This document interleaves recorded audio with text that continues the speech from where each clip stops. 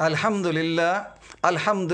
والصلاة والسلام علی رسول الکریم اما بعد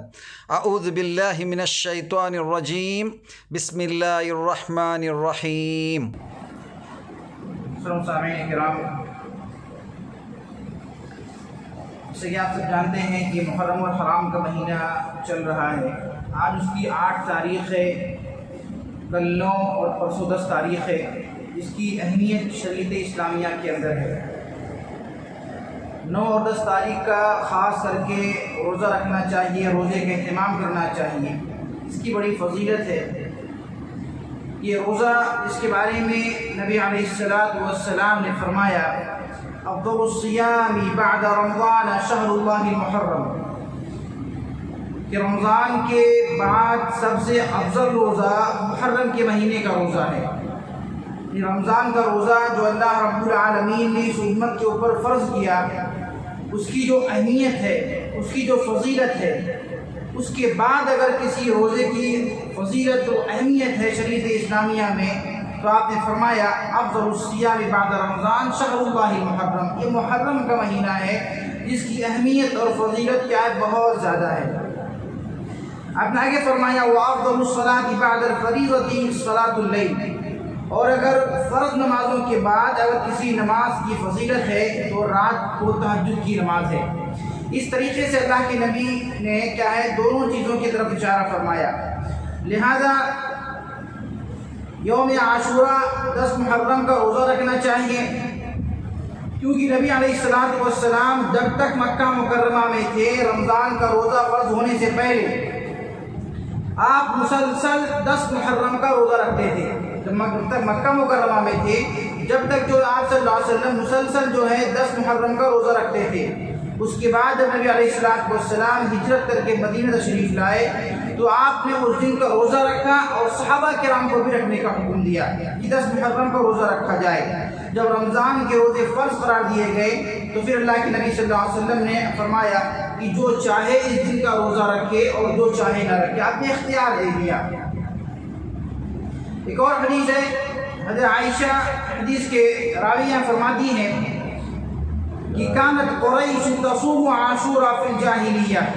یعنی مسلمان تو روزہ رکھتے تھے ہی، اس کے ساتھ ساتھ میں قریش بھی جو ہے عاشورہ کا روزے کا اہتمام کیا کرتے تھے۔ مسلمانوں کے ساتھ ساتھ مکہ میں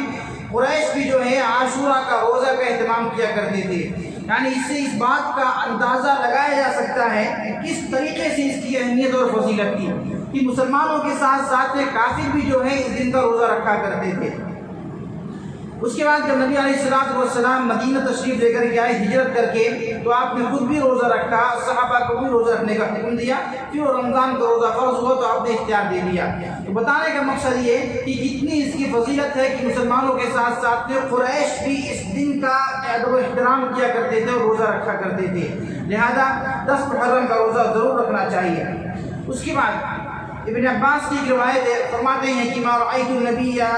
صلی اللہ علیہ وسلم یتحرى صیام یوم، آپ نے فرمایا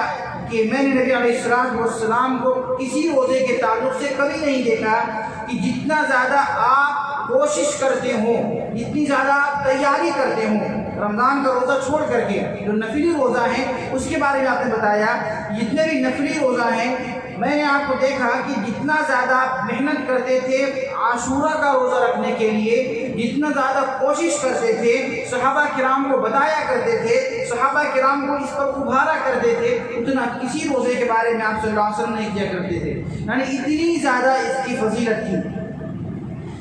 حضرت ربیع بنت معوذ کہتی ہیں، صحابیہ ہیں، یہ کہتی ہیں کہ نبی اکرم صلی اللہ علیہ وسلم نے مدینہ منورہ کے نزدیک میں، یعنی مدینہ منورہ کے ارد گرد بسنے والے جو بھی مسلم بستیاں تھیں، آپ صلی اللہ علیہ وسلم اہتمام کے ساتھ میں ہر طرف لوگوں کو حکم دیا کرتے تھے یا لوگوں کو بھیجا کرتے تھے کہ جا کر کے لوگوں کو بتا کر کے آئیں کہ لوگ عاشورہ کے روزے کا اہتمام کریں۔ یعنی نبی علیہ السلام چاروں طرف آدمیوں کو بھیجا کرتے تھے کہ جا کر کے بتائیں ان کو اور عاشورہ کا روزہ رکھنے کا اہتمام کریں۔ ربیع بنت معوذ کہتی ہیں ہم خود بھی روزہ رکھتے تھے اور ہمارے جو چھوٹے بچے تھے ان کو بھی روزہ رکھوایا کرتے تھے، یعنی اس قدر اہتمام کیا کرتے تھے عاشورہ کے روزے کے تعلق سے کہ خود بھی روزہ رکھتے تھے وہ لوگ اور جو چھوٹے بچے ہیں ان کو بھی روزہ رکھوایا کرتے تھے۔ تو وہ کہتی ہیں کہ ہمارے چھوٹے بچے شام کے ٹائم میں بھوک کی وجہ سے رونے لگتے تھے، ہم انہیں کچھ کھلونے دے دیا کرتے تھے جس سے وہ کھیلتے رہتے ہیں تاکہ افطاری کا ٹائم ہو جایا کرتا تھا۔ تو لہٰذا اللہ کے نبی صلی اللہ علیہ وسلم کی اس عمل سے ہم اندازہ کر سکتے ہیں کہ کس طریقے سے نبی علیہ السلام جو ہے خود بھی روزہ رکھا کرتے تھے اور صحابہ کرام کو بھی، اور مدینے کے نزدیک میں جو رہنے والے تھے ان سب کو جو ہے روزہ رکھنے کا حکم دیا کرتے تھے۔ اس کے بعد اس کی اگر جو فضیلت ہے، اس کی فضیلت کے بارے میں اگر دیکھا جائے تو اللہ کے نبی نے فرمایا کہ یوم عاشورہ کے روزے کے متعلق جو آپ سے سوال کیا گیا تو آپ نے فرمایا تھا کہ یکفر السنۃ الماضیہ، ایک آدمی جو یوم عاشورہ کا روزہ رکھتا ہے وہ یوم عاشورہ کا روزہ رکھنے کا اس کا فائدہ یہ ہے کہ اللہ رب العالمین اس کے پچھلے 1 سال کے گناہ کو معاف فرما دیتے ہیں۔ ہم عرفہ کا روزہ رکھتے تھے، عرفہ کا روزہ رکھنے سے اللہ رب العالمین 2 سال کے گناہ کفارہ کرتا ہے، اور عاشورہ کا روزہ جو ہے اس تعلق سے اللہ کے نبی نے فرمایا کہ یہ روزہ جو ہے پچھلے 1 سال کے گناہوں کا کفارہ ہو جاتا ہے، تو لہٰذا اس کا اہتمام کرنا چاہیے۔ اس کے ساتھ ساتھ میں ایک بڑی بات جو یہ ہے کہ نبی علیہ السلام نے یوم عاشورہ میں یعنی صوم عاشورہ میں یہودیوں کی مخالفت کرنے کا حکم دیا ہے۔ آپ نے فرمایا کہ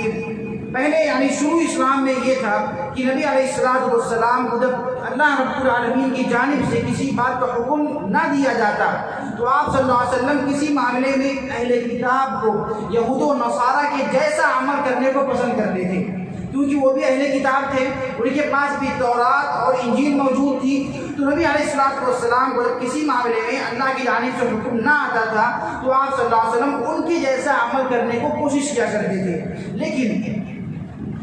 جب اللہ کے نبی صلی اللہ علیہ وسلم کو بعد میں اہل کتاب کی مخالفت کرنے کا حکم دیا، موافقت نہیں مخالفت کرنے کا حکم دیا، تو اس کے بعد اللہ کے نبی صلی اللہ علیہ وسلم جو ہے ہر معاملے میں ان کی مخالفت کیا کرتے تھے۔ اسی میں سے یہ بھی ہے کہ عبداللہ بن عباس روایت کرتے ہیں کہ آپ صلی اللہ علیہ وسلم نے عاشورہ کا روزہ رکھا اور صحابہ کرام کو اس کا حکم دیا مدینہ آنے کے بعد،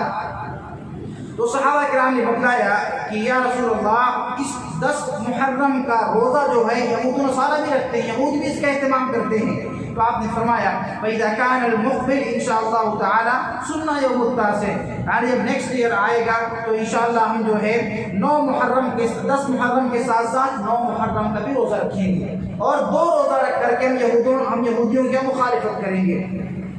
تو لہٰذا اللہ کے نبی صلی اللہ علیہ وسلم نے جو ہے اس موقع پر عاشورہ کے موقع پر 1 روزہ نہیں بلکہ 2 روزہ رکھنے کا حکم دیا تاکہ اس کی وجہ سے جو ہے یہودیوں کی مخالفت ہو جائے۔ تو لہٰذا ایک اور حدیث میں آپ نے فرمایا کہ وَخَالِفُوا فِيهِ الْيَهُودَ وَصُومُوا التَّاسِعَ وَالْعَاشِرَ، آپ نے فرمایا عاشورہ کا روزہ رکھو، یہودیوں کی مخالفت کرو، اور اس کے ساتھ ساتھ 9 اور 10 دونوں کا روزہ رکھو۔